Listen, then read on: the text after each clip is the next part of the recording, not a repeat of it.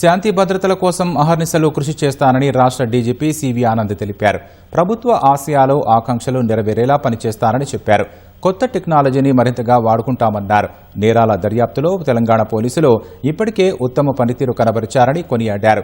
మారుతున్న పరిస్థితుల్లాగే నేరాలు జరుగుతున్న విధానం కూడా మారిందని, నేరగాళ్లు కొత్త టెక్నాలజీని అనుసరిస్తూ నేరాలు చేస్తున్నారన్నారు.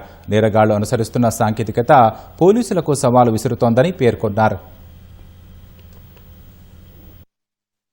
మీ అందరు తెలుసు, తెలంగాణ పోలీసు దేశంలోనే ఎప్పుడు కూడా నంబర్ 1 పోలీస్ అని పేరు తెచ్చుకుంది.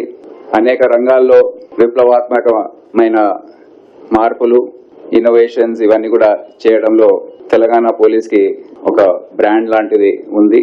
అదే స్థాయిలో అదే రీతిలో నా ఆధ్వర్యంలో డిపార్ట్మెంట్ అదే దిశలో పయనిస్తుంది.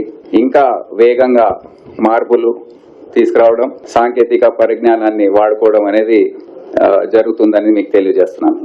డ్యూటీ పరంగా ఏ పోలీస్కైనా 2 బేసిక్ డ్యూటీస్ ఉంటాయి.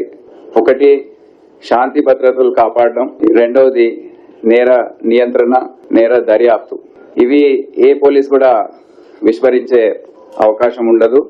శాంతి భద్రతలు కాపాడడంలో తెలంగాణ పోలీస్కి మంచి రికార్డు ఉంది. గత 3-4 సంవత్సరాల నుంచి కూడా మనం చూస్తున్నాం. అన్ని రకాలుగా ఏవైతే యాజిటేషన్స్ కానివ్వండి, అన్ని కూడా రాష్ట్ర పోలీసు సమర్థవంతంగా ఎదుర్కొంటా ఉంది. ముఖ్యంగా